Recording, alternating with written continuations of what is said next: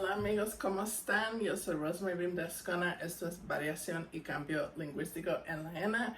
Es el medio de la noche, está lloviendo, no sé si lo pueden escuchar. Yo feliz pensando en la lingüística. Ok, el tema de hoy es sobre las explicaciones más comunes cuando encontramos aparentes excepciones a los cambios fónicos, que acuérdense del último video, estos cambios fónicos, según los neogramáticos, deben ser regulares, ¿sí? No debe haber palabras irregulares que parecen no seguir las reglas que las otras palabras en la lengua, ¿no? Claro, sí existen palabras irregulares, pero el chiste es que necesitan tener su explicación. No vamos a decir, bueno, esta palabra es irregular, quién sabe por qué, a lo mejor el cambio fónico no es regular. No, no vamos a decir eso, vamos a proceder con la idea de que el cambio fónico sí es regular y vamos a encontrar cómo se explican los casos donde a primera vista no está pasando lo que esperaríamos que pasara. Voy a empezar con resumir los tipos de excepciones que vimos en el último video. Estuvimos viendo la ley de Grimm. Y en la ley de Grimm, acuérdense, las oclusivas sonoras aspiradas de proto-indoeuropeo perdieron la aspiración, se volvieron oclusivas sonoras normales. Y las que habían sido oclusivas sonoras normales se ensordecieron. Y las oclusivas que originalmente eran sordas se volvieron fricativas, aunque todavía sordas. ¿Sí? Eso es lo que dice la ley de Grimm. Y había tenido un pizarrón, entre otras palabras, esas palabras padre, hermano y pescado. ¿Sí? Bueno, aquí están unas reconstrucciones de alguien más que trabaja indoeuropeo, de cómo eran estos morfemas en el proto-indoeuropeo. Ahora, aquí puse en azul la ley de Grimm. Yo estoy segura que también pasan cosas con las vocales, pero como yo no sé, ahorita no estoy enfocada en eso y no sé qué es lo correcto, nada más estoy copiando las vocales de las primeras formas, pero para que sepan, seguramente las vocales también estaban cambiando. Bueno, nada más fijándonos en estas oclusivas, ¿sí?, que deben ser afectadas. A ver, tenemos oclusiva sorda, oclusiva sonora aspirada, oclusiva sorda, otra oclusiva sorda. Entonces, la mayoría de las consonantes que nos interesan en estos tres ejemplos son oclusivas sordas. Esperamos que se van a volver fricativas. Y una oclusiva sonora aspirada que estamos esperando se va a volver sonora no aspirada. Ok, entonces aquí la idea es que la ley de Grimm es una serie de cambios que pasa entre el momento de proto-indoeuropeo y el momento de proto-germánico. Cuando digo el momento, ¿no?, de proto-indoeuropeo, yo supongo que hay diferentes maneras de concebir esto. Pero, a ver, si yo digo inglés, como el otro día en el último video, ¿no?, les mostré datos de Chaucer. Dije que Chaucer hablaba inglés medieval y que yo no podría entender inglés medieval. Es otra lengua distinta a la mía en términos de inteligibilidad. Y dije que Shakespeare cuenta como inglés moderno temprano y que algo más o menos lo puedo entender, pero no súper bien, ¿sí? Como hemos hablado, creo que en el primer video, este criterio de la inteligibilidad es algo relativo, ¿no? a ver, ¿a partir de qué momento empieza a ser mi lengua, el inglés moderno? ¿Sí? No es que había una fecha en el calendario en que yo viajando a ese momento ya podría entenderles. Hubiera sido algo súper gradual y que hubiera dependido de otros factores sociales, ¿no? Hay personas que hablan rápido, hay personas que hablan más despacio, es más fácil entenderles a ellos. Hay diferentes variantes en diferentes lugares, hay muchas cuestiones, ¿no? No hay algo en blanco y negro que yo pueda decir exactamente el 13 de marzo de, qué sé yo, 1430, ¿no? O sea, no puedo decir algo así. Pero supongamos, ¿no? Si Shakespeare, si algo más o menos le entiendo, digamos que a grandes rasgos él y yo hablamos la misma lengua, aunque muy variantes muy distintas, pero digamos que yo y Shakespeare hablamos lo que es la misma lengua. Pues, aunque es la misma lengua, han estado pasando durante todos estos siglos innovaciones, ¿no? Cambios lingüísticos. No es que en ningún momento la lengua deja de cambiar, está cambiando constantemente. Entonces, claro, si hablamos de inglés moderno, o sea, no es que todos los cambios pasan en un momento y al siguiente momento ya todo está resuelto, claro que no. Pero cuando estamos hablando, o sea, eso que acabo de decir es hablando de la realidad de una lengua moderna que conocemos hoy. Conocemos porque escuchamos esta lengua hoy. Y también tenemos récords escritos y grabaciones y cosas así.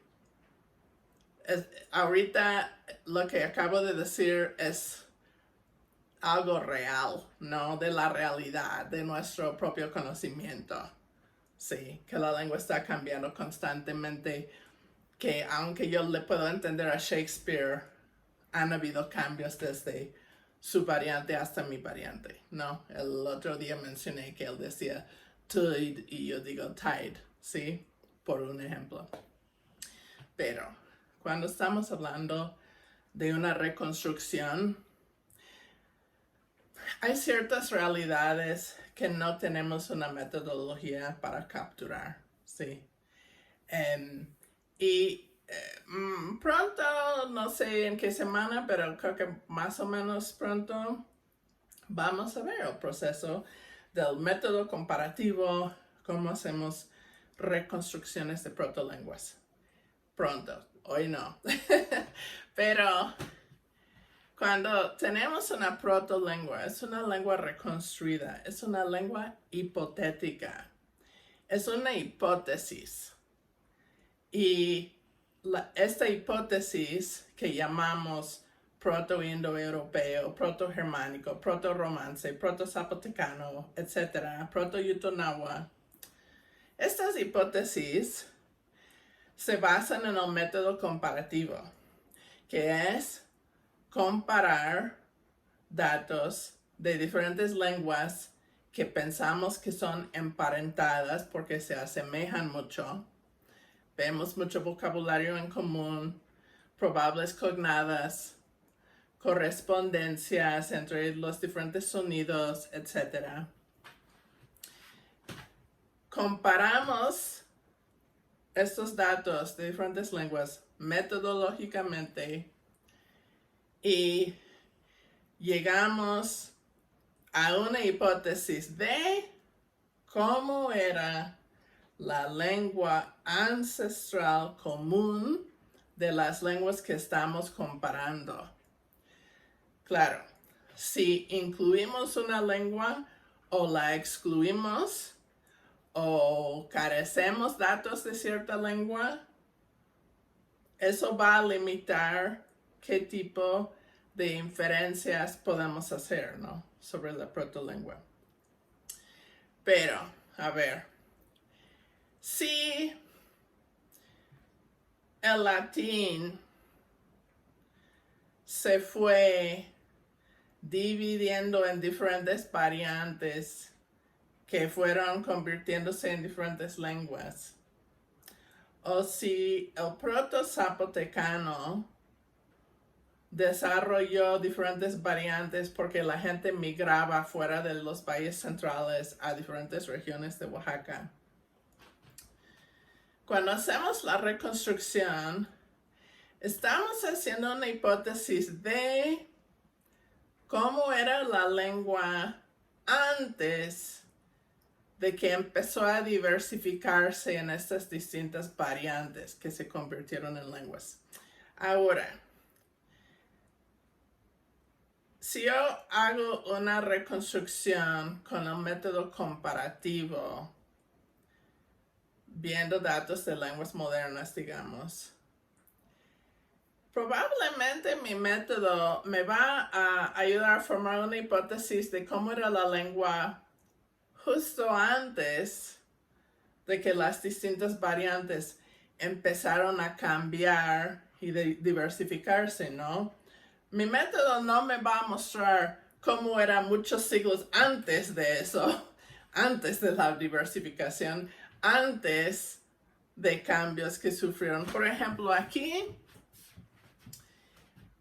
los reflejos de estas oclusivas sordas de proto-indoeuropeo que se reflejan como fricativas en las lenguas germánicas de hoy.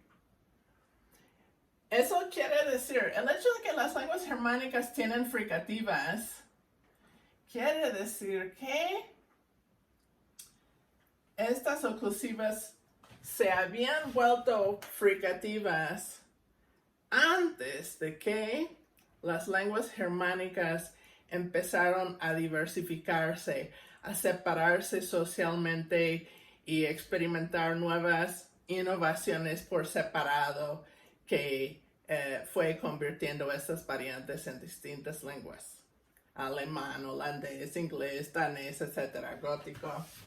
Creo que a este punto se podría explicar mejor usando un árbol genealógico. Se me olvidó y puse guiones en los nombres de las protolenguas porque así lo hacemos en inglés, pero en realidad se suele evitar el uso del guión en castellano, entonces pues pueden imaginar que no está ahí, que todo está minúscula. Ok. Digamos que si comparamos todas las lenguas indoeuropeas, ¿no? El hindú, el farsi, el ruso, el griego, el irlandés, el catalán, el francés, inglés, holandés, etcétera, etcétera, ¿no? Y hacemos una hipótesis de cómo era la lengua ancestral común de todas las lenguas indoeuropeas.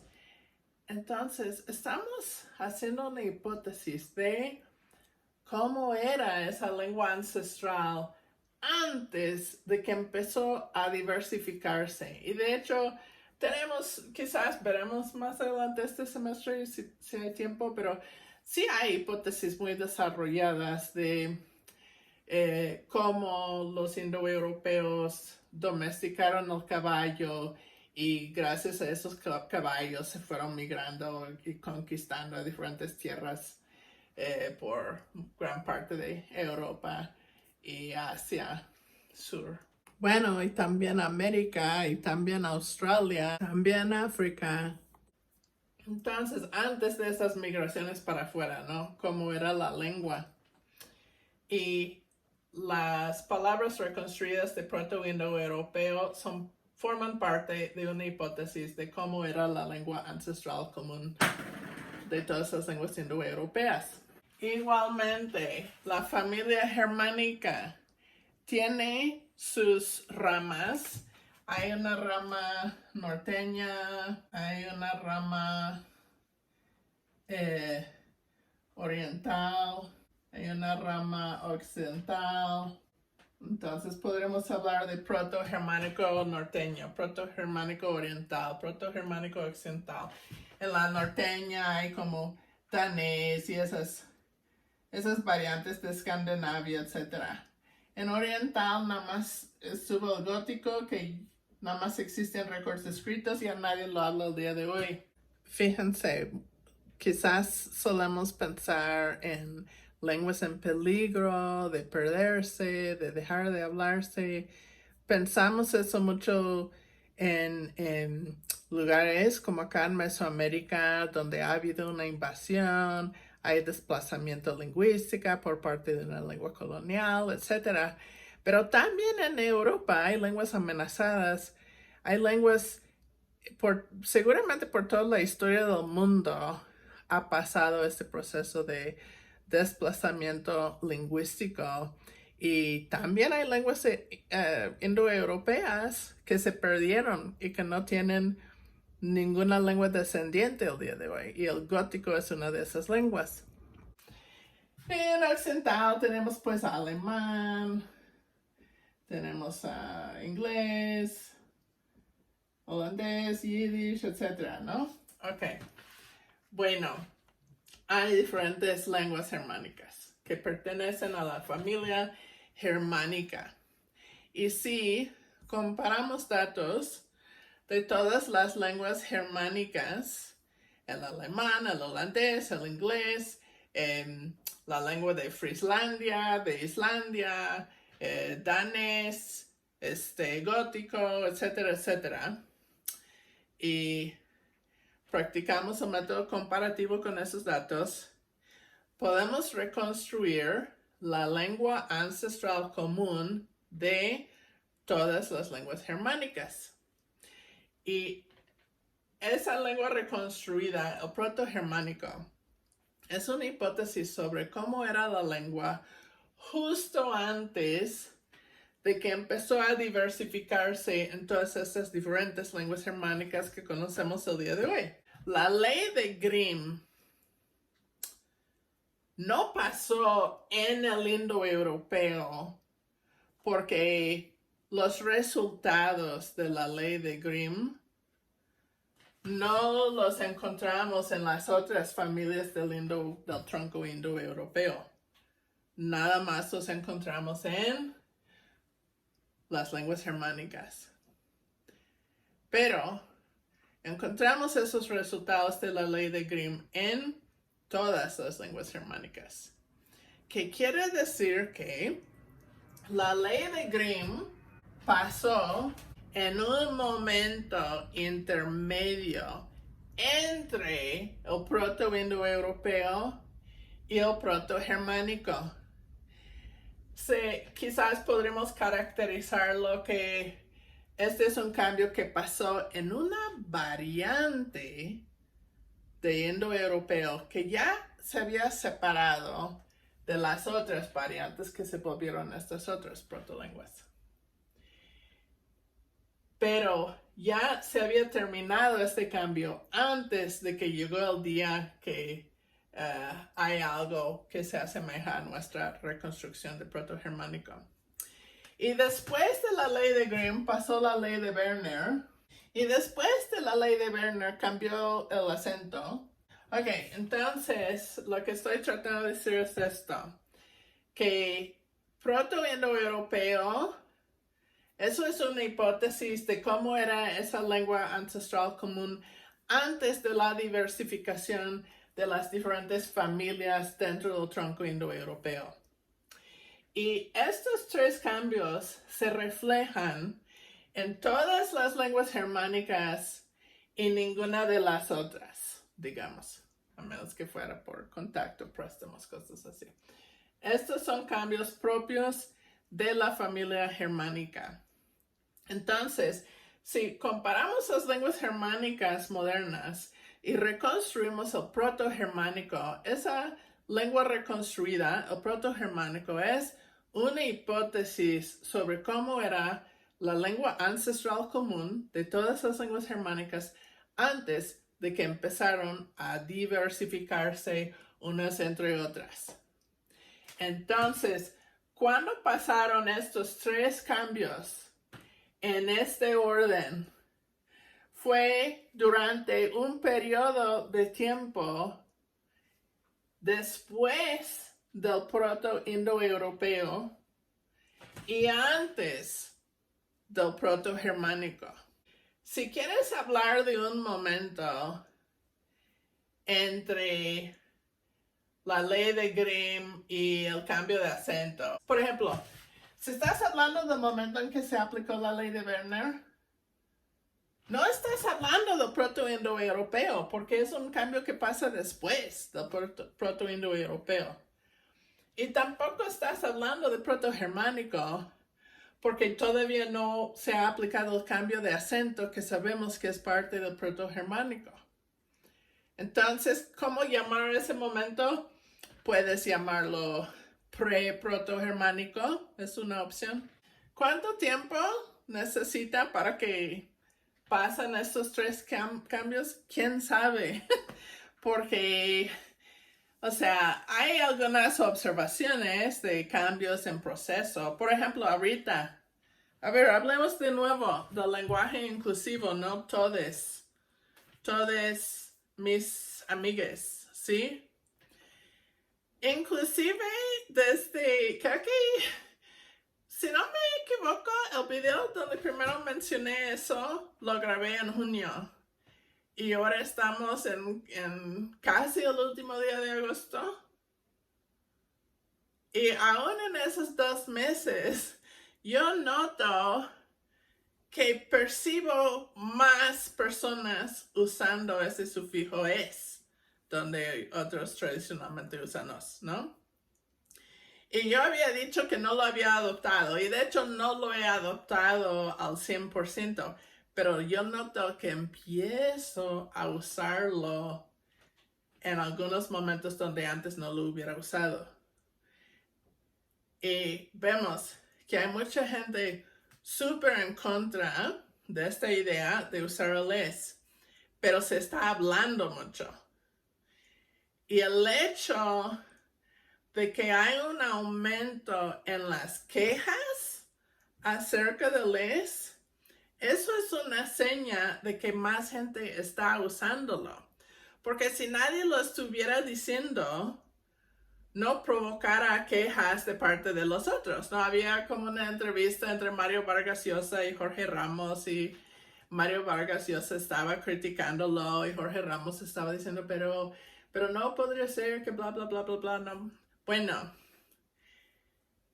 cuando vemos que hay muchas personas criticando algún uso de alguna forma lingüística, ¿no? Puede ser algo morfológico, sintáctico, fonético, lo que sea.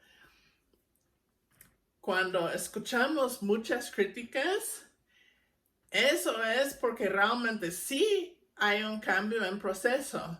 Porque si nadie estuviera diciendo eso, o sea, nadie estaría reaccionando, ¿sí?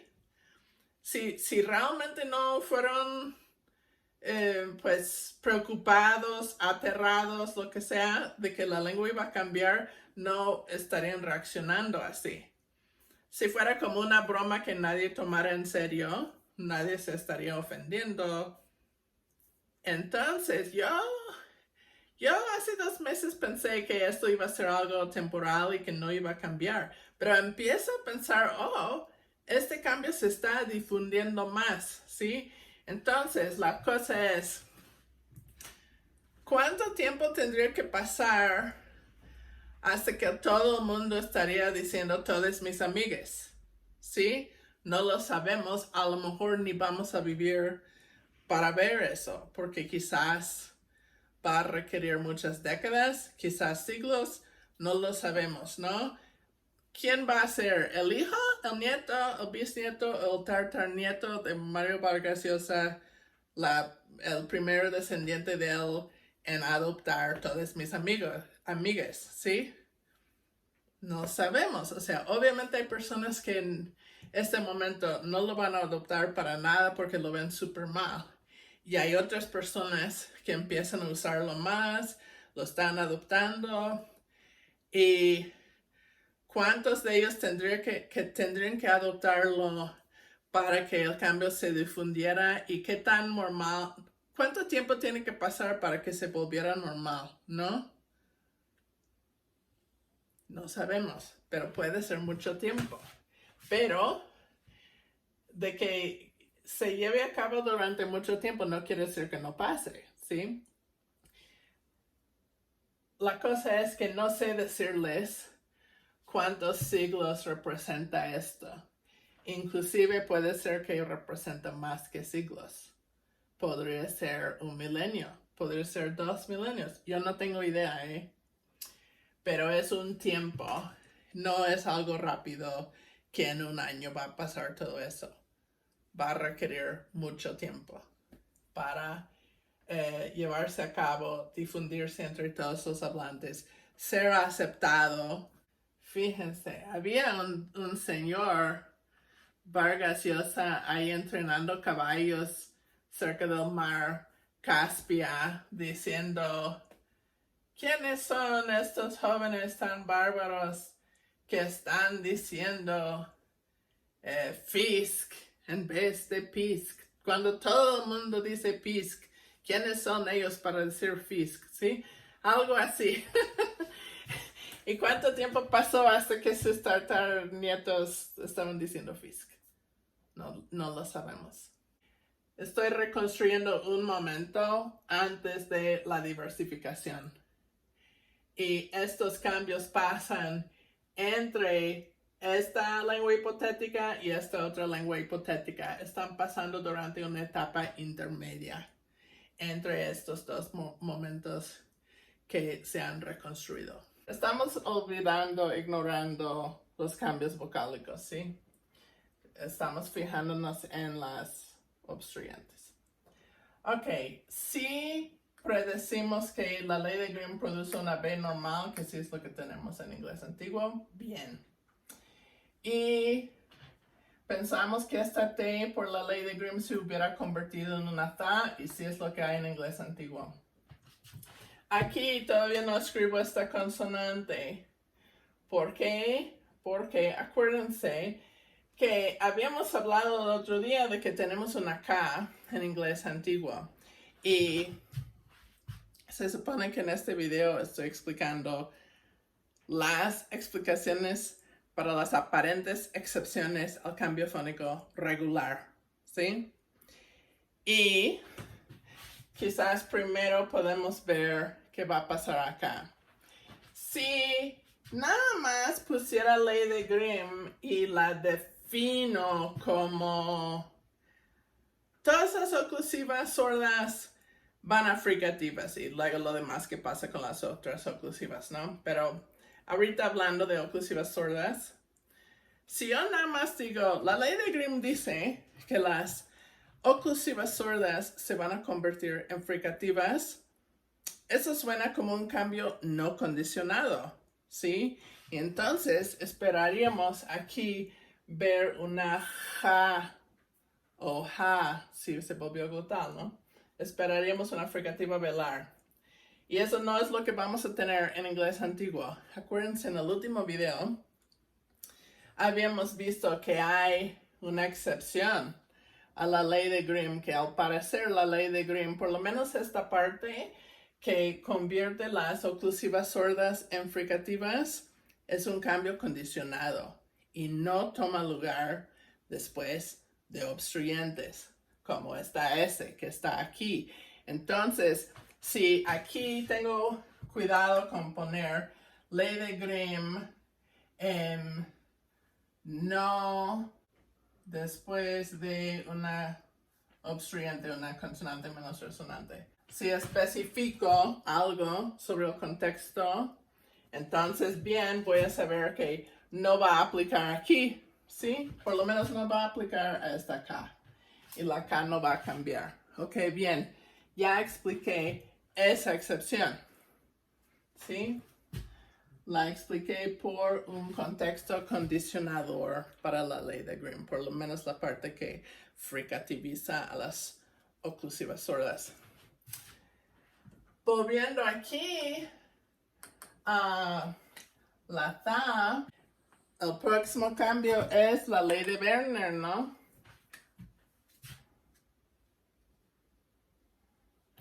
Acuérdense, la ley de Werner dice que las fricativas van a sonorizarse después de un segmento sonoro, especialmente las vocales, pero solamente después de una vocal átona. Esta vocal es átona. Sí, el acento está en esta sílaba. Entonces esta sí se va a sonorizar. Y a ver qué pasa aquí. Aquí no va a aplicar. ¿Por qué? Porque esta vocal sí es tónica. Tendría que estar después de una vocal átona, pero está después de una vocal tónica. Entonces aquí no pasa nada. Aquí hay dos fricativas. Hay la F, pero no está después de una vocal. Y hay la S, pero está después de una sílaba tónica. Entonces tampoco va a aplicar ahí. Ok, entonces aquí tenemos un cambio fónico que solamente aplica en cierto contexto, y de las diferentes fricativas que están aquí después de la ley de Grimm, solamente esta Z entra en esto porque solamente la Z está después de una vocal átona. Las otras están en inicio o están después de una vocal tónica, una sílaba tónica. Entonces únicamente esta fricativa se sonorizó. Ok, entonces aquí fue importante especificar en qué contexto, y también fue importante especificar en qué orden. Porque si la ley de Werner es que fricativas se vuelven sonoras después de, pues digamos, una vocal átona, no es exacto, pero porque realmente debe ser un sonido sonoro después de una sílaba átona, pero está muy complicado escribir todo eso en mi pizarrón. Ok, espero que ustedes me sigan. Ok, si hubiéramos aplicado la ley de Werner primero, antes de la ley de Grimm, no hubiera producido lo correcto, porque la ley de Werner sonoriza a fricativas. Y aquí la única fricativa era la S. Esto todavía no era una fricativa, tampoco esto. Solamente es después de la ley de Grimm que tenemos fricativas que podrían entrar en la ley de Werner, ¿sí? Ok, entonces es importante la cronología y es importante los contextos. ¿Y se acuerdan que yo dije que pasa otro cambio después de eso? Fue el cambio de acento, que pasó todo acento a la primera sílaba. Quizás fue ahí donde la schwa cambió, porque schwa normalmente están sílabas átonas. Y bueno, estas ya eran. Entonces, aquí hay cambios vocálicos, pero fíjense que las obstruyentes en estas palabras ya no cambiaron más, ¿no? Porque ya tenemos la B, ya tenemos la Z, ya tenemos la F y ya tenemos la K, ¿sí? Ok. Entonces, aquí, cuando vimos la semana pasada que las oclusivas sordas en la ley de Grimm pasan a ser fricativas sordas, y luego vimos aquí una D, que a primera vista fue una excepción. Ahora ven que podemos explicar esa excepción con proponer otro cambio fónico que pasó después de la ley de Grimm. Entonces no es una excepción a la ley de Grimm, sí pasó por la ley de Grimm, Pero había otro cambio después, la ley de Werner, que sonorizó esa fricativa. Y también la semana pasada, a primera vista pensamos que había una excepción aquí porque la K no se volvió fricativa, pero ahí lo resolvimos con establecer en qué contextos sí y no se aplicó la ley de Grimm. Y entonces, esta K tampoco es excepcional. Si especificamos qué fue el contexto en que se aplicó el cambio, ahora hemos explicado satisfactoriamente estos dos sonidos que a primera vista se nos hicieron como excepciones. Pues aquí tengo la misma lista que tenía la vez pasada. Y bueno, puse contexto condicionador. Yo creo que eso es lo que explicas acá. Pero quizás debo dividir esto en dos, ¿no? El otro sería cambios adicionales, ¿no? Entonces, en Fisk, que la K no cambió en la fricativa, se explica con precisar mejor en qué contexto condicionador pasó la ley de Grimm. Y en el caso de la D en father, la explicamos con cambios adicionales. En este caso, el cambio adicional es la ley de Werner, ¿sí? Ok, y entonces ahora sí creo que podemos seguir con estos otros cambios. Los préstamos, ya los hemos hablado algo, ¿no?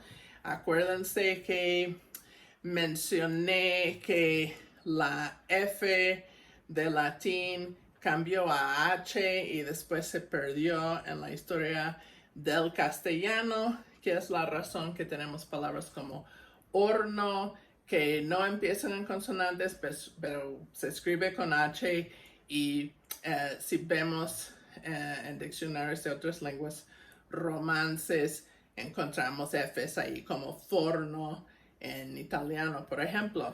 Aún en inglés, furnace, tenemos una cognada, seguramente prestada de una lengua romance. Y entonces vemos que la F nativa se perdió en la mayoría de los contextos en castellano, pero de todos modos hay palabras con F donde no la esperaríamos, como vimos horma y forma.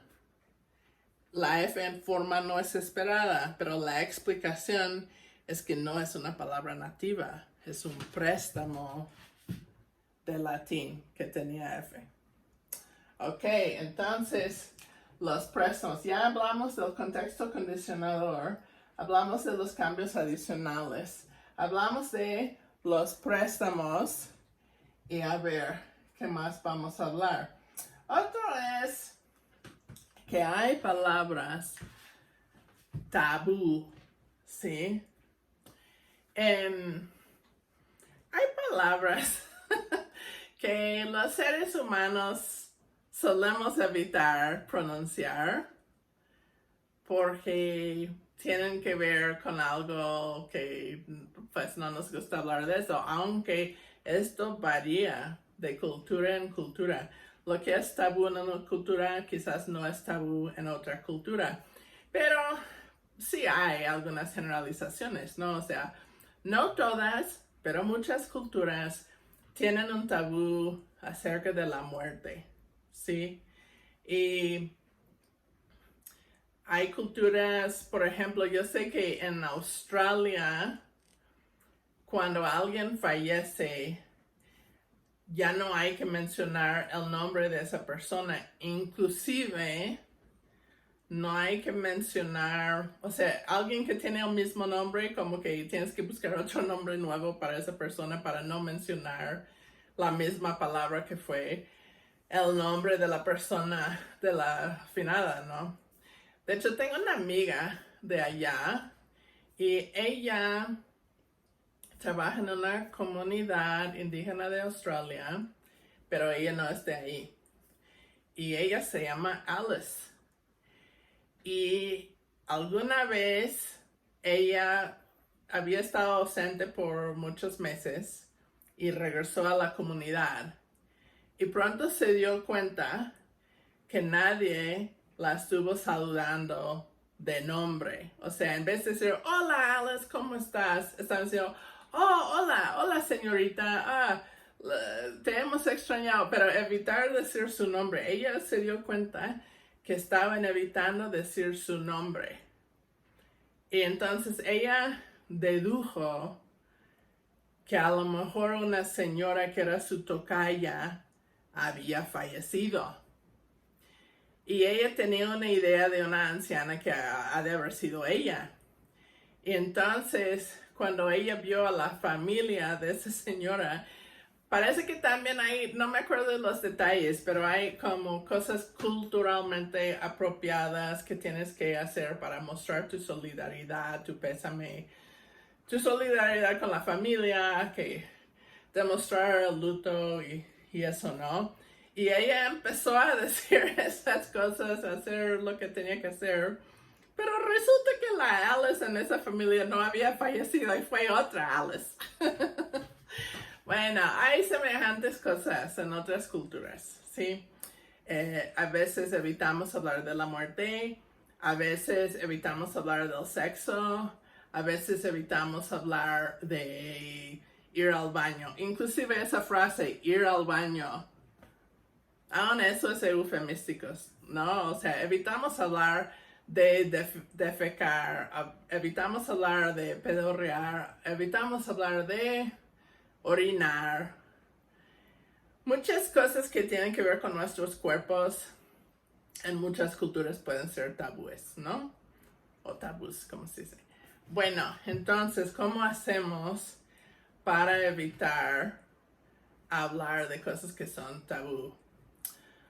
Una cosa que podemos hacer es reemplazar esa palabra con ese sentido y usar otra palabra distinta como un eufemismo.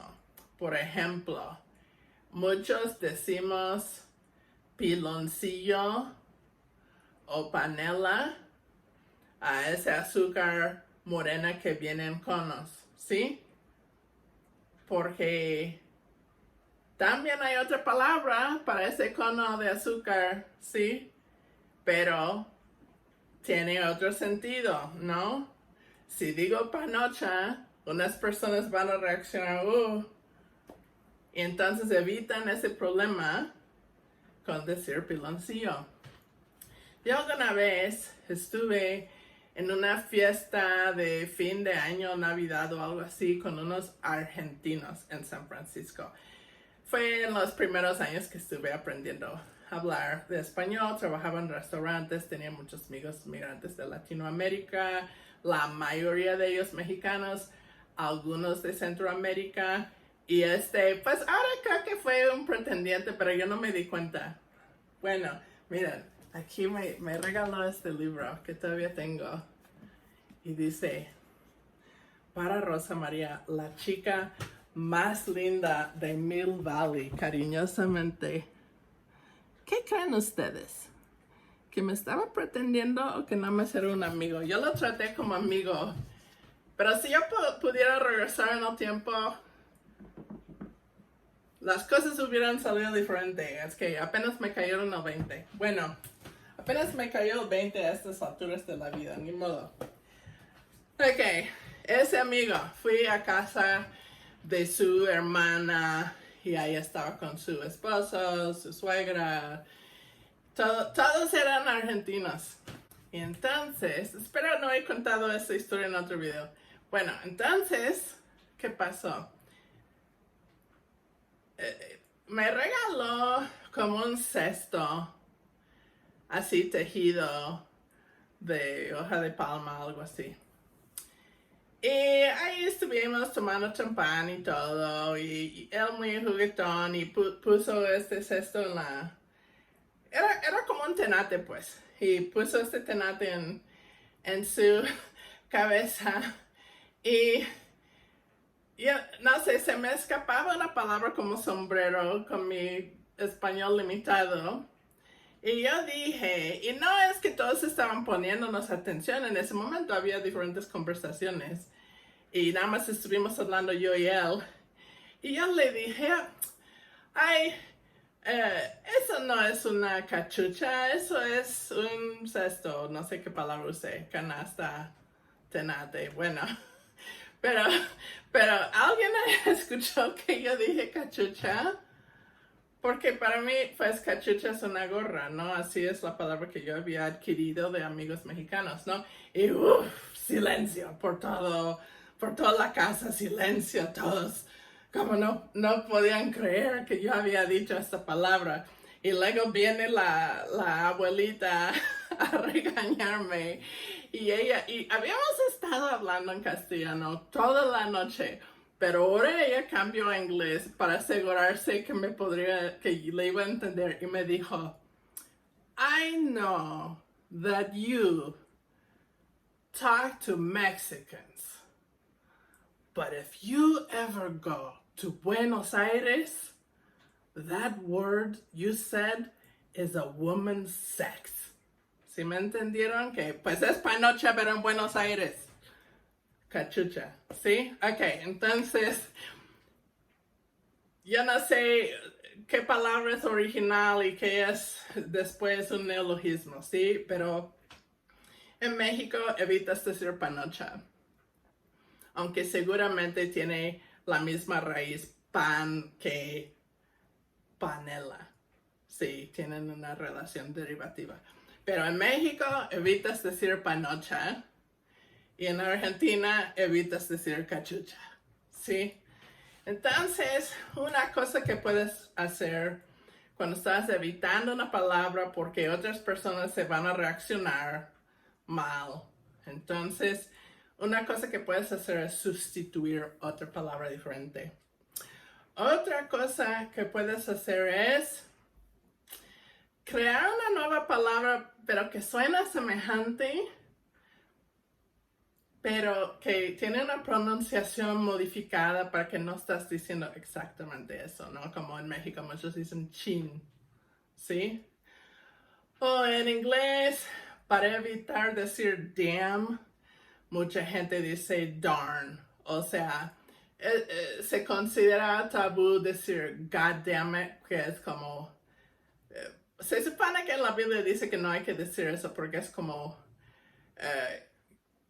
que te maldiga Dios o algo así. Pero para evitar decir God damn it, hay gente que dice gosh darn it. Entonces, si tuviéramos la palabra God o tuviéramos la palabra damn, y si vamos a ver la etimología de estas palabras desde proto-indoeuropeo, proto-germánico, inglés antiguo, etcétera, etcétera, todos los cambios fónicos que han pasado desde aquellas épocas, no esperaríamos que la palabra sería gosh, ni tampoco darn, ¿no? ¿Por qué hay una sha en vez de una d en gosh? ¿Por qué hay una r y una n en vez de una m en damn, darn? Bueno, se puede explicar porque la gente distorsiona la pronunciación de estas palabras porque son palabras tabú y están evitando pronunciarlas. Pero es socialmente aceptable si cambias la pronunciación un poco, ¿sí? A ver, ¿qué piensan ustedes mexicanos cuando dicen está canijo? Es evitar decir está cabrón, ¿no?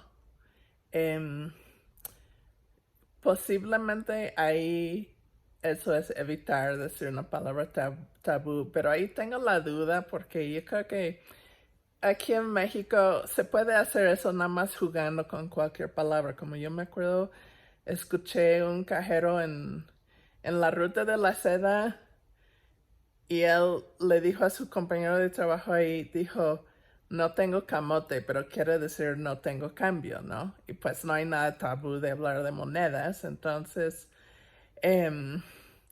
pero quizás hay traslape ahí que como existe esa estrategia en México de que puedes sustituir otra palabra que empieza en la misma secuencia consonante vocal o ataque núcleo de sílaba, como ya existe ese juego, puedes aprovechar de eso para evitar decir ciertas palabras, pero ustedes saben mejor que yo, a ver qué opinan.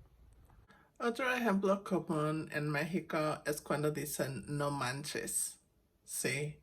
Para evitar decir no mames, que sería más vulgar. Ahora vamos a hablar de otro tema que también podemos usar como una explicación para formas sorprendentes. Y este tema es el simbolismo sonoro en las lenguas orales.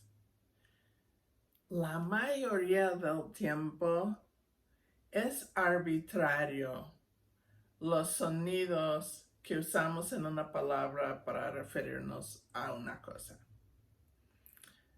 No hay una conexión natural entre esos sonidos y la cosa a que nos referimos. Sí, por ejemplo, árbol, ¿sí? Se puede decir árbol en español. En inglés se dice tree. No hay ni un sonido en común entre estas dos palabras, pero quieren decir lo mismo, ¿sí? Ahí está la prueba de que no tiene nada que ver, no hay algo inherente del árbol que nos hace querer llamarlo de cierta forma. Es arbitrario la representación de ciertos conceptos con ciertos sonidos organizados de cierta forma, ¿sí? Heredamos las palabras con sus manifestaciones fonológicas desde nuestros antepasados lingüísticos. Los cambios fónicos van cambiando la pronunciación. A veces adquirimos una nueva palabra de personas que hablan otra lengua. Así pasan los procesos naturales, los cambios lingüísticos, pues. Pero no hay nada inherente en la naturaleza de un árbol que sugiere que lo debemos llamar de cierta forma. No, se llama de diferentes formas en diferentes lenguas. En zapoteco yucateco se llama ya, pero en maya yucateco se llama che. No tiene nada que ver. Pero hay unas excepciones. Ciertos sonidos sí suelen simbolizar ciertos sonidos. Hay algunas conexiones donde podemos hablar de la iconicidad. ¿Qué es la iconicidad? Si fuera en la escritura o en lenguas de señas, que ambas son formas de comunicación visual, ¿no? En ese tipo de expresión lingüística, sería usar un símbolo que se ve como la cosa que estás tratando de representar. Tenía una alumna hace años que fue experta de lenguas de señas. Ella era de España, Inés, pero la conocí en Berkeley. Y ella nos enseñó unas palabras en esa lengua, la lengua de señas de España. Y la palabra, si no me equivoco, la palabra para ¿qué fue? La palabra para pezón era así, bueno, se hace este gesto con la mano y lo tienes más o menos aquí en el pecho. Fue importante dónde lo tienes y también esto. Mira, como mi pulgar sale, el pezón también sale así, o sea, es visualmente de la misma forma que es el pezón. Eso sería un ejemplo de iconicidad, algo que se ve como lo que representa. Pero en una lengua oral, con un símbolo sonoro, sería algo que suena como lo que está representando, ¿sí? Cuando dices a un niño, mira el wow wow, o sea, estás hablando de un perro, ¿no? Pero con llamarlo el wow wow, pues el perro hace ese sonido. Entonces tú al reproducir ese sonido de wow wow, Estás usando la iconicidad para representar el perro. Y casos de iconicidad son más comunes en lenguas de señas, pero también existen en lenguas orales. En la naturaleza, si imaginamos el mundo de los animales en el bosque, si hay depredadores y hay ¿cómo se dice? Preso. Bueno, hay los animales más chiquitos que terminan siendo cena para los animales más grandes, ¿no? Hay animales feroces, bravos, y hay animales que allí comen pasto y no molestan a nadie, ¿correcto? Hay los carnívoros y hay los herbívoros, ¿sí? Ok. Si eres un animal grande, físicamente grande, los sonidos que vas a hacer van a tener ciertas propiedades acústicas. Y si eres un animalito chiquitín, también los sonidos que vas a hacer van a tener ciertas propiedades acústicas, ¿sí? Porque en tu anatomía, todas las partes de tu cuerpo que pueden hacer sonido son más chiquitas. Si eres un animal más chiquito, van a ser más ligeritos, se van a mover más rápido. Y eso crea frecuencias más altas en las ondas sonoras, incluyendo F0. No se preocupen si no saben estos términos, pero total que hablan como con un tono más alto y hay ciertas propiedades acústicas que podemos identificar en sonidos que emergen de un aparato fonador, una cavidad, pues que emergen de un espacio chiquito versus un espacio grande. Inclusive, ¿no? En los edificios, cuando hay como todo un teatro enorme, hay otros sonidos diferentes que en una casa pequeña, en un cuartito, ¿no? Bueno, podría extenderme mucho, pero a ver, mejor regreso a los animales. Los animales chiquitos hacen cierto tipo de sonido y los animales grandes hacen otro tipo de sonido. Y entonces, si tú quieres exagerar qué tan grande eres para espantar a alguien, o si tú quieres minimizar tu existencia en el mundo, también puedes usar simbolismo sonoro. Ustedes ven esta perrita. Cuando salimos a caminar por la calle y ella ve a otros perros a quienes ella odia, ella empieza a ladrar. Ruff, ruff, ruff, ruff, ruff. Pero cuando ella está en la casa y yo estoy comiendo algo deliciosa, ella queda viéndome con unos ojos tristes y dice, como, tenme lástima, yo soy una pobre perrita y si no me das nada de comer, no voy a comer. ¿No me quieres? Sí me quieres, ¿verdad?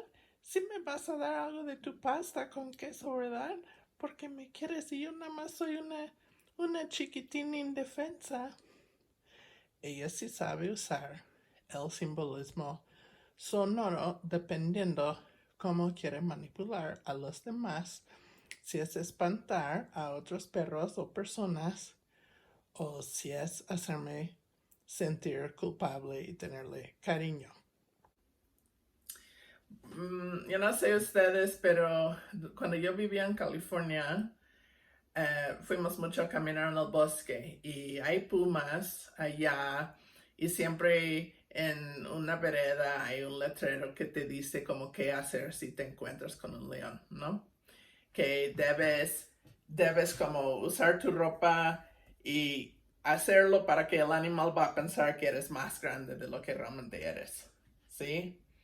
y debes así estar parado muy recto, no debes estar chiquito agachado, debes estar haciéndote grande y debes hablar así con la voz baja y así, porque esos sonidos van a hacer que el animal piense que eres más grande y que posiblemente podrías lastimarlo y que no, para que no vaya a querer arriesgarse peleando contigo.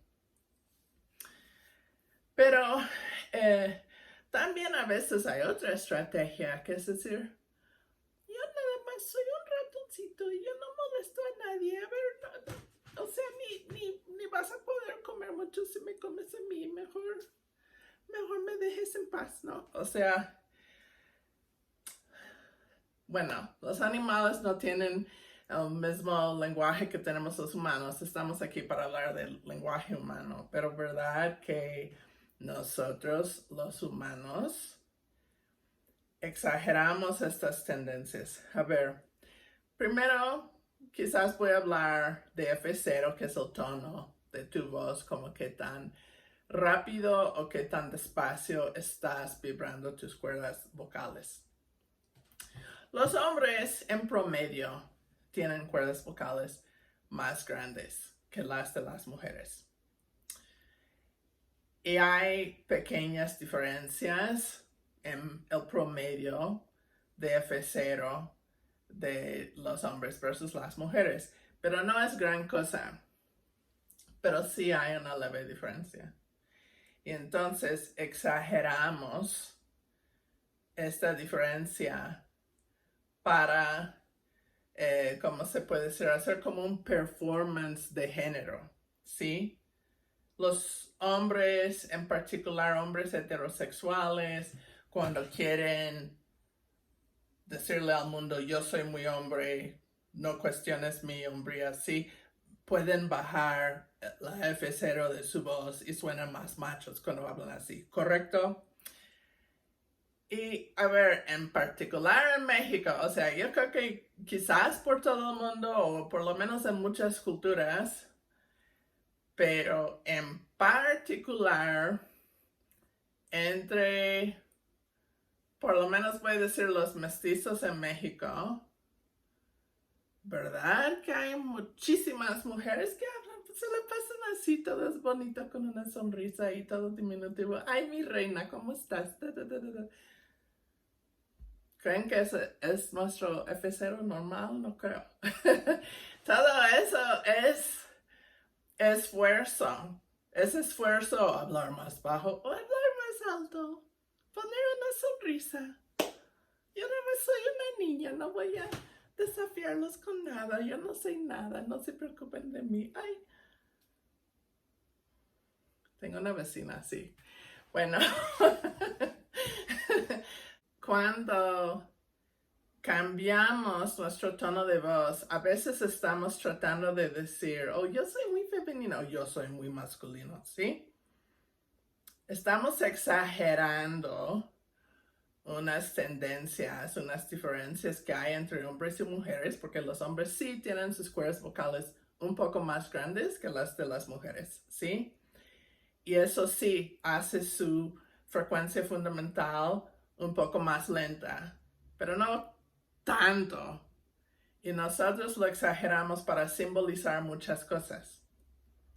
Y fíjense, en el caso de las mujeres uno podría decir esto también, que no es solamente que usamos una F0, algunas a veces en unos contextos usamos una F0 más alta para exagerar nuestra feminidad, porque las mujeres tenemos cuerdas vocales más pequeñas, sino muchos dirían que es infantilizarnos, que hasta estamos tratando de hablar como niñas. Porque una mujer adulta, poderosa, inteligente, que sabe quién es y sabe qué quiere en el mundo, espanta a muchas personas, ¿no? Y entonces, volvernos invisibles, hablar como niñas, porque una niña no es un desafío para nadie, no es una amenaza, no, claro que no, yo nunca haría eso, ¿sí? Es lidiar con los peligros en el mundo con una estrategia de minimizar tu poder en el mundo. Ok, quizás algunos están diciendo, ahí se va con su feminismo y sus ideas políticas, pero el punto es, ¿ven cuántas cosas sociales podemos representar con el sonido?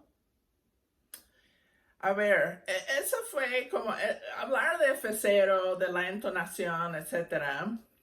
Es una cosa. Otra cosa, otro contexto donde muchos lo hacemos en muchas lenguas es cuando hablamos con los bebés, ¿sí? Me acuerdo de un señor de San Baltasar Losiche y me decía cómo hablaba a su nieta, bebé, y le decía, chulus ni alma, o sea, muy, muy, muy alto todo. Eso quiere decir que chula te ves, mamacita. También podemos hablar de las vocales. A ver, aquí veamos. Estas son las 5 vocales del castellano, ¿no? ¿Cuánto espacio hay en una parte de nuestro aparato fonador? Produce ciertos efectos acústicos, igual como antes mencioné, si estamos en un cuarto chiquito o si estamos en un salón muy grande, eso también puede cambiar algunas propiedades acústicas de cómo nos llegan las ondas sonoras, cómo las percibimos, ¿no? Bueno, también dependiendo en qué parte del aparato fonador estamos articulando estas vocales, también determina sus propiedades acústicas. Y esta vocal baja, a ver, si hago una y ven que mi boca está casi cerrada, ¿no? Y versus mi boca está muy abierta. Ahorita hay más espacio cuando hago una hay menos espacio cuando hago una I. Y entre la E y la o inclusive la I y la U, pero en particular la E y la O, quizás no estoy abriendo mi boca más o menos, pero la parte de la boca donde tengo mi lengua elevada, si es en la parte anterior, hay menos espacio ahí. Si es en la parte posterior, hay más espacio porque el velo está más arriba. El velo está más alto que el paladar duro. Estos sonidos que puse de este lado derecho de esta línea diagonal que dibujé, tienen ciertas propiedades acústicas, suenan que se están haciendo en un espacio más grande. Y estas vocales anteriores no bajas tienen otras propiedades acústicas, suenan que se están haciendo en un espacio más chiquito.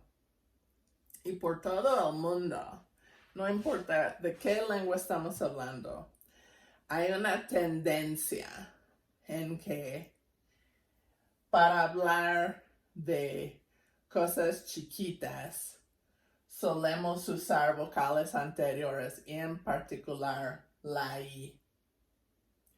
Y cuando hablamos de cosas grandes, solemos usar estas vocales, en particular la a veces también la O. Yo creo que es posible la U, pero entre I y A hay una gran diferencia.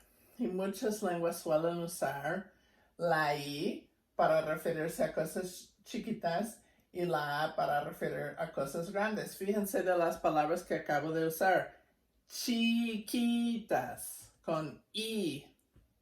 Tanto la raíz chic, como en algo chico, como el sufijo it, diminutivo, ¿no? Chiquito, chiquita. Ambos morfemas se refieren a algo chiquito y ambas tienen I. Y la palabra grande, ¿qué vocal tiene? La A. A, grande, grande, ¿sí? chiquitín, ¿sí? Chiquitín. Ahí hay otro sufijo in, que también quiere decir chiquito y también tiene in, y, pues. Ahora, existe esta tendencia. Podemos hablar de otros sufijos, ¿no? El aso o el on versus el illo, el in y el ito, ¿sí? Y a un pequeño, quizás no así, pero todavía es una vocal anterior, pequeño. Y con esa N palatal, porque la palatalización también puede,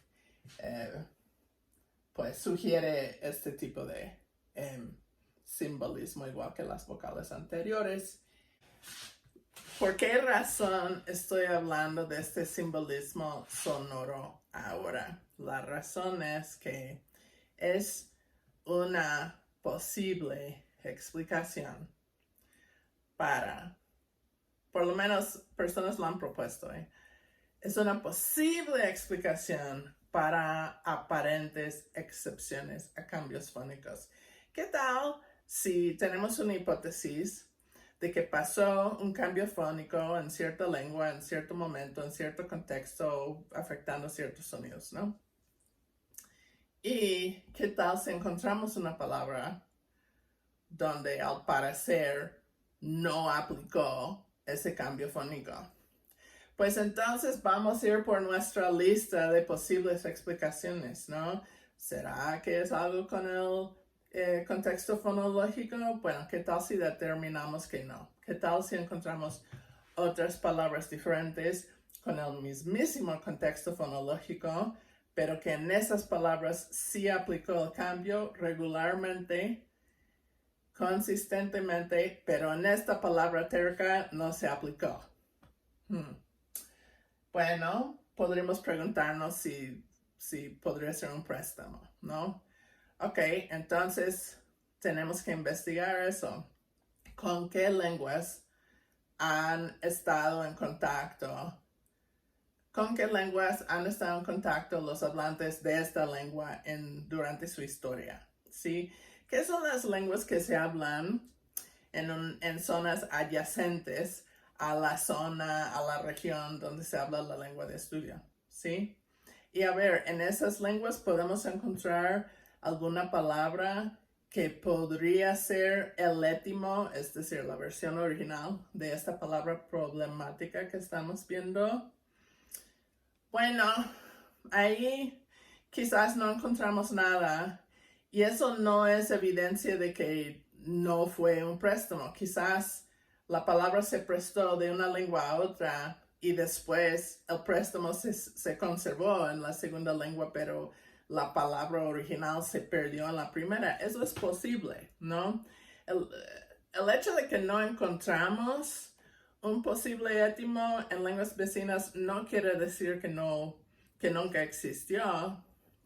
Podríamos considerar otros factores como patrones fonológicos, qué tipo de sonidos existen en esas lenguas vecinas. Si, por ejemplo, digamos que esta palabra tuviera una R, no todas las lenguas del mundo tienen una R. A ver, ¿las lenguas vecinas tienen una R o no la tienen? ¿Y esta lengua tiene una R o no la tiene? Hay que considerar muchos factores, pero ¿qué tal si estamos frustrados, no estamos encontrando ninguna evidencia de que la palabra podría ser un préstamo? Además, parece ser una palabra nativa porque es semejante a la palabra en otras lenguas emparentadas o en la protolengua o en una versión antigua de la lengua, quizás hasta podríamos tener récords escritos, algo así. Ok, ¿qué más está en la lista? Ya checamos para contextos fonológicos que podrían haber acondicionado este cambio u otro cambio. Ya hablamos de la posibilidad de préstamos. Bueno, habíamos hablado de tabús, ¿no? Podríamos considerar eso. Pero ¿qué tal si la palabra no se refiere a nada tabú? Pues si estas otras explicaciones no pueden explicarlo, Otra posibilidad que también podemos considerar es que esta palabra resistió el cambio fónico de manera irregular porque la palabra tiene simbolismo sonoro y cambiar el sonido en la palabra aplicando el cambio fónico en cuestión hubiera destrozado esa iconicidad, ese simbolismo natural, y por eso es que la palabra resistió el cambio.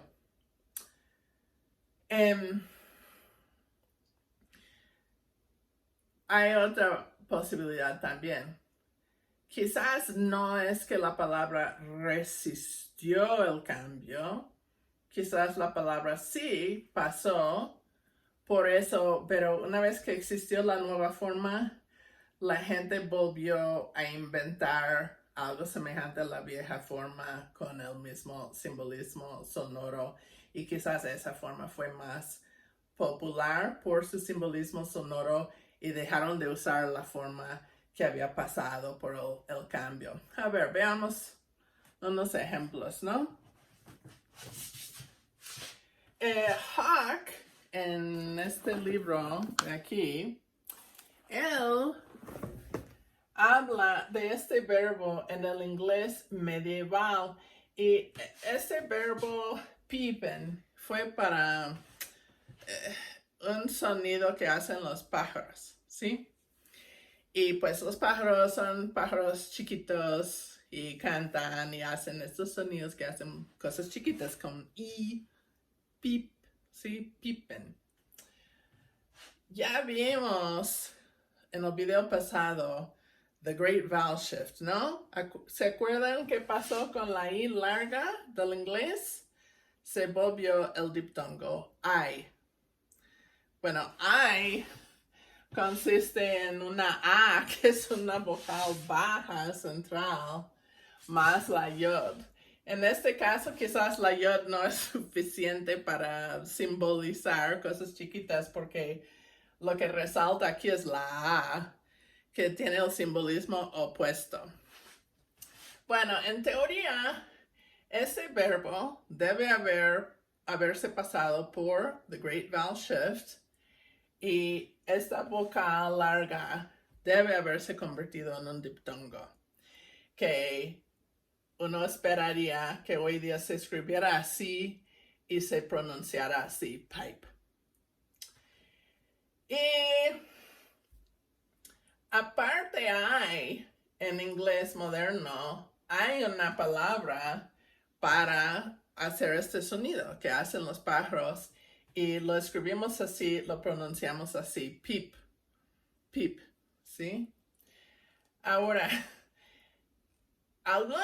según Hawk, algunos han sugerido que este verbo resistió este cambio y no pasó, y que simplemente la gente seguía pronunciando esta palabra como peep por el simbolismo sonoro, aunque menciona que otros dicen que no es así, que en realidad este verbo sí sufrió el cambio de The Great Vowel Shift, pero que posteriormente la gente volvió a inventar un verbo así, y este verbo, por sus propiedades simbólicas, reemplazó a este verbo.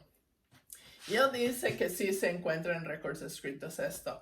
Yo conozco un verbo pipe con una preposición like pipe up, pero eso es como elevar tu voz, como estar casi gritando. Si estás hablando muy bajo y no te escuchan, pueden decir, you need to pipe up o algo así. Pero yo no sé si eso está relacionado.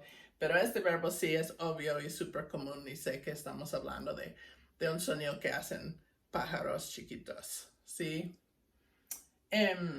Podría ser pollitos también, creo. Pip, pip, pip. Cualquier pájaro chiquito. Bueno, y aquí podemos hablar de lo mismo. Aquí donde me es más claro qué pasó.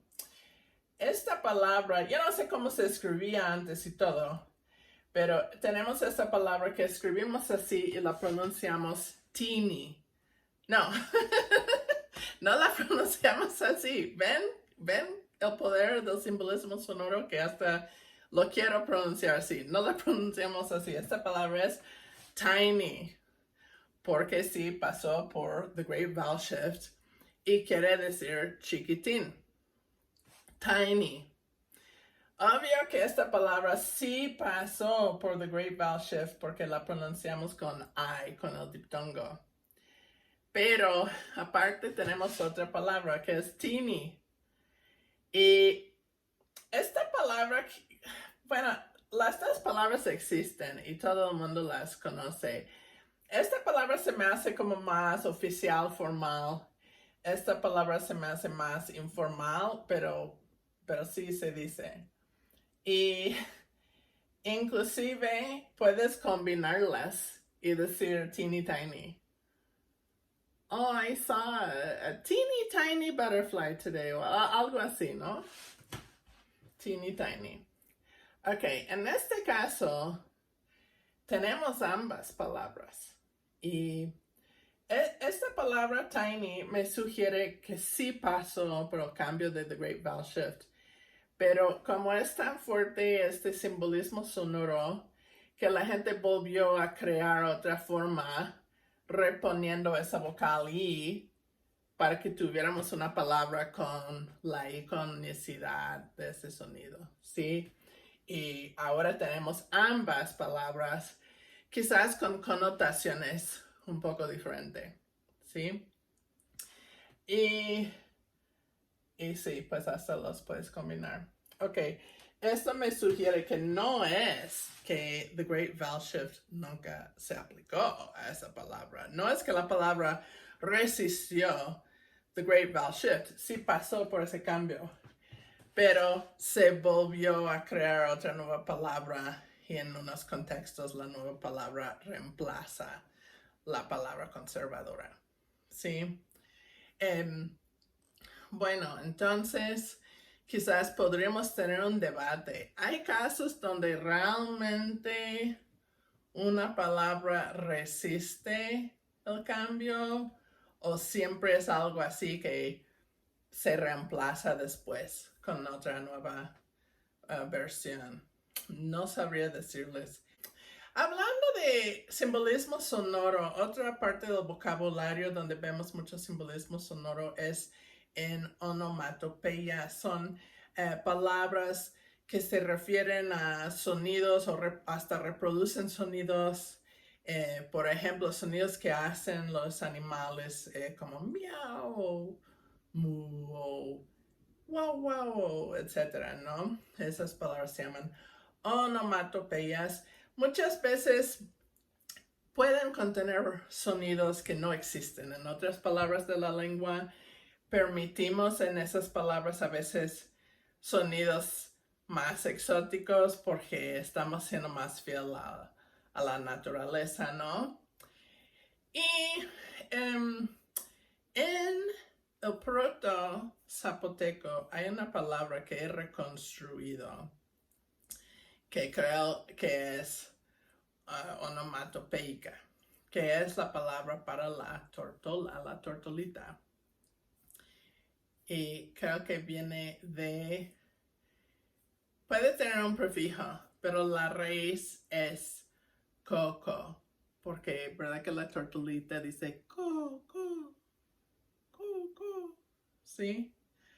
Y hoy día ha pasado por diferentes cambios y puede ser algo como un gog o algo así en diferentes lenguas, pero comparando las lenguas puedo reconstruir esta palabra y se me hace que su nombre contiene una onomatopeya.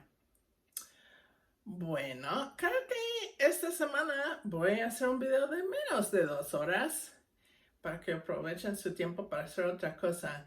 En el próximo video voy a dedicar todo el video a la otra explicación para supuestas irregularidades que encontramos con todo un tema que es la analogía, incluyendo la etimología popular. Eso sí creo que me va a llevar más tiempo explicarlo. Y con eso habremos visto las posibles explicaciones para aparentes excepciones a cambios fónicos. Y de ahí creo que vamos a seguir con la reconstrucción. Bueno, entonces hasta la próxima.